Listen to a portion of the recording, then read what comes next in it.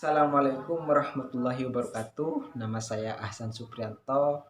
Saya kelompok 5 mata kuliah metode kualitatif. Yang mana pada saat ini saya akan mereview artikel tugas dari metode kualitatif. Yang mana metode kualitatif tadi disebutkan bahwa metode ini cenderung kepada analisis atau bersifat deskriptif. Di sini ada 2 editor asosiasi yang sekarang didedikasikan khusus untuk mengelola makalah kualitatif melalui review. Yang pertama untuk pengirim mikro Kevin dan yang lainnya untuk pengirim makro Tima. Nah, keduanya ini memiliki bukti yang sangat kuat, yang mana keduanya ini berfokus pada penelitian kualitatif. Nah, kata Kevin dalam artikel ini berkata kepada Tima, "Anda tahu Tima, saya sangat antusias tentang ini peran sebagai editor asosiasi AMJ. Saya telah melakukan penelitian kualitatif sejak program doktor saya di Penn State. Saya beruntung memilikinya." Nah, kata Kevin ini memang dia sudah mulai melakukan metode kualitatif sejak awal program doktornya di Penn State. Nah, beberapa mentor hebat yang tidak hanya aktif, berbagai praktik mereka dengan cendekiawan muda dan bahkan memberikan panduan pertumbuhan kami sebagai peneliti kualitatif. Nah, di sini memang keduanya sangat antusias untuk metode kualitatif. Kevin berkata ada beberapa mentor dan cendekiawan muda tidak hanya memberikan nasihat, akan tetapi para mentor ini memberikan praktek langsung untuk pertumbuhannya sebagai peneliti kualitatif.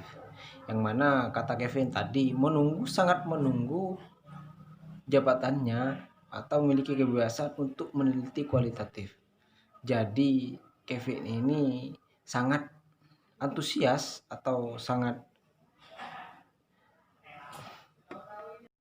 antusias dan sangat tertarik terhadap penelitian kualitatif. Nah, di sini artikel ini menguatkan 2 editor asosiasi ini bahwasanya mereka ini sangat tertarik untuk melakukan penelitian kualitatif. Nah, Assalamualaikum warahmatullahi wabarakatuh. Di sini saya Ahmad Saturi, NIM E 2018-1192. Di sini saya akan melanjutkan pembahasan dari teman saya yang mana membahas tentang artikel yang berjudul Tujuan Usia untuk Penelitian Kualitatif Menerima Keragaman Metode Kualitatif. Yang mana di dalam artikel tersebut terdapat 2 tokoh. Yang pertama Kevin Corley dan yang kedua Pratima Bangsan. Dan keduanya berbincang-bincang mengenai penelitian kualitatif. Dan di sini saya akan mengulas apa yang dikatakan Tima terhadap Kevin. Bahwa pengalaman Tima itu berbeda dengan pengalaman Kevin.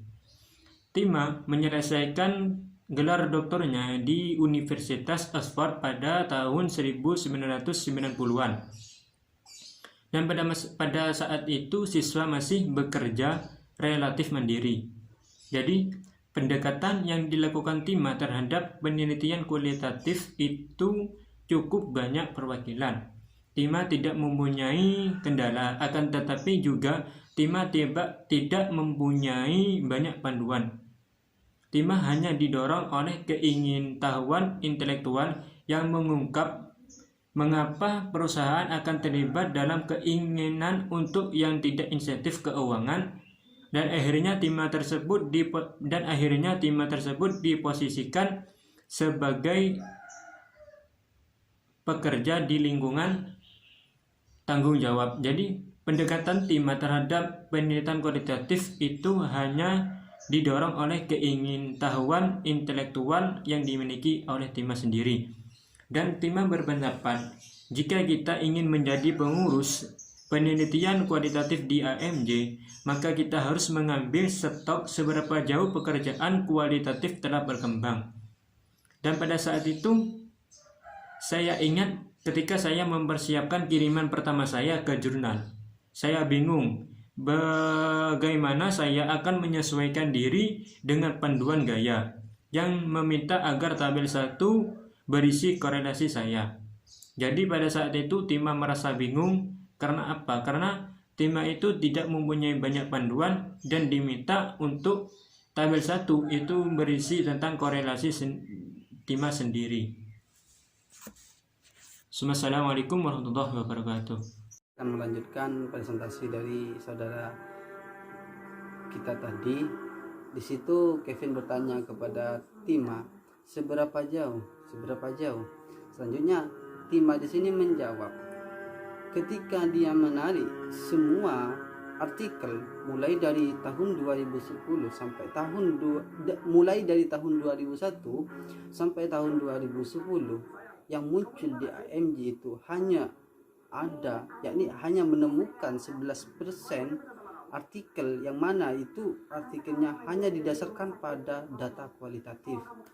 Selanjutnya di situ Kevin menyatakan juga bahwasanya dalam masa jabatan dia sebagai editor asosiasi hanya ada 12% pengiriman selama mulai dari tanggal 1 Juli sampai tanggal 31 Desember 2010. Itu didasarkan data kualitatif. Selanjutnya Tima di situ mengatakan ada 6 dari 8 makalah terakhir, yang mana 6 tersebut dianugerahkan sebagai artikel terbaik penghargaannya berdasarkan eksklusif data kualitatif. Selanjutnya di situ dalam artikel tersebut dilanjutkan dengan percakapannya, di mana Tima bertanya kepada Kevin, apakah Anda melihat adanya peluang untuk menerbitkan penelitian kualitatif di AMG tersebut? Selanjutnya Kevin menjawab, nah, yang paling saya hargai tentang penelitian kualitatif bahwasanya penelitian itu adalah agar pembaca itu lebih dekat dan pribadi dengan ide-ide orang-orang dan peristiwa-peristiwa itu, supaya penelitian lebih merangsang. Maksudnya lebih merangsang apa? Lebih merangsang untuk mempunyai keinginan untuk mengetahui hal tersebut. Baik, assalamualaikum warahmatullahi wabarakatuh. Perkenalkan dulu, nama saya Muhammad Fadil, NIM E2018-1164 dari kelas PS4. Di sini saya akan melanjutkan mengenai artikel dari saudara Haryanto, yaitu di sini dijelaskan Tima menjelaskan bahwa menurut saya kalau begitu setidaknya kita harus mendorong penggunaan non-tradisional sumber data. Kebanyakan penelitian kualitatif menarik perhatiannya data dari beberapa kombinasi sumber arsip, wawancara dan observasi, tapi kami terbuka untuk itu. Wawasan yang diambil dari sumber yang lebih beragam. Nah, seperti narasi, foto, artefak organisasi, atau bahkan interaksi nonverbal. Kemudian Kevin menambahkan, dan kita harus mendorong bukan hanya keberagaman apa yang dianalisis, tapi juga pertanyaan penelitian apa yang ditanyakan. Peneliti kualitatif memiliki kesempatan untuk mengajukan pertanyaan penelitian baru atau bahkan menantang pertanyaan yang mereka atau orang lain memiliki sudah bertanya. Pertanyaan baru akan mengungkap lebih dalam wawasan tentang manajemen organisasi dan masyarakat yang sangat penting untuk memahami dan berpotensi membentuk dunia kita. Kemudian Tima, saya pikir kita juga harus memikirkan yang baru dan bervariasi. Analisis data, misalnya saya senang. Ya, perkenalkan, nama saya Muhammad Andre Lifuddin, NIM E2018-1152. Di sini saya akan meneruskan presentasi dari teman saya. yaitu kontribusi dan ketelitian metodologis jika kita mau mendorong pengiriman kualitatif yang lebih luas dan menyiapkan kontributor. Di sini Kevin bertanya kepada Tima. Dalam artikel ini, Kevin, izinkan saya menangani bagian kontribusi teoritis terlepas dari jenis data yang digunakan. Kontribusi ini umumnya dipandang sebagai temuan yang melibatkan perubahan, tantangannya atau kemajuan yang fundamental pemahaman kita tentang suatu fenomena. Nah, dengan kata lain, temuan ini membuat kita berpikir tentang fenomena yang tidak dapat dilakukan oleh penelitian sebelumnya.